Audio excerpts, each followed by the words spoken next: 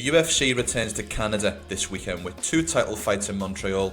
Valentina Shevchenko defends her £125 title against Manon Fiorot, but the welterweight title is up for grabs where Belal Muhammad will defend his title against Jack Della Maddalena in the main event.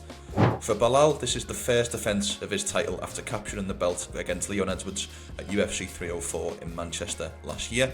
He's undefeated in 11 with signature wins over the likes of Gilbert Burns, Sean Brady and Stephen Wonderboy Thompson to his initial title fight. For Jack Della Maddalena, he's got this opportunity because he was the next available guy. He was matched up against Leon Edwards for the main event at UFC London, but opportunity has knocked for the Australian, who does have signature wins over the likes of Gilbert Burns and Kevin Holland in the UFC and is 7-0 in the promotion thus far.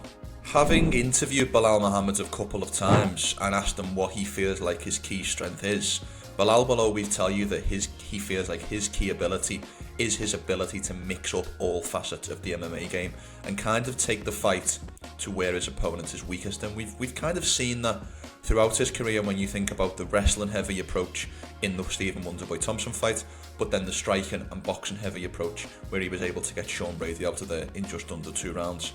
He is kind of known as a wrestler, but has shown varieties of takedowns, particularly in the Leon Edwards fight, where he was really able to control the former champion en route to a unanimous decision victory. But again, his boxing and his striking has looked sharp, and again, that win over Sean Brady has kind of aged like a fine wine in terms of what Sean Brady's been able to do after that win, and Belal's ability to put the pressure on and really get him out of there with clean boxing combinations really holds up as one of the better wins of his career. Jack Della Maddalena is an MMA boxer. I think that's fair to say. He throws in combination when he does let his hands go, and he's got excellent countering ability. He's got a real ability to make opponents miss and hit them on the counter. We saw a lot of grit in his last fight because he was down on the scorecards against Gilbert Burns, and he rallied to get Burns out of there with a TKO victory late in the 3rd round. But if you're Belal Muhammad fan, you'll probably be looking to the Basel Hafez fight, in which Jack did get a lot of takedowns scored against him and a lot of ground control, and ultimately won that fight on a split decision against the UFC debutant. That'll probably be the fight that, if you're a Jack Della Maddalena fan, will be giving you a little bit of concern.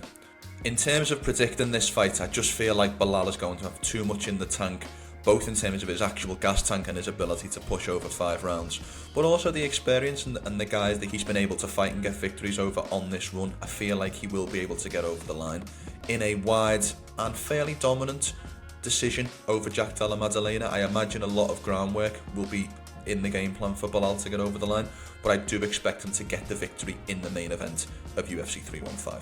In terms of who's next for the winner, it very much does depend on the result. It feels like there's 3 potential guys who are campaigning at 170 for the next title shot.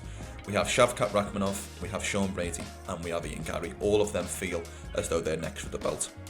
In terms of the clear number 1 contender, I would argue with Shavkat Rakhmonov, and I assume that the UFC will honour that title shot, given that was a fight that was previously booked for UFC 310.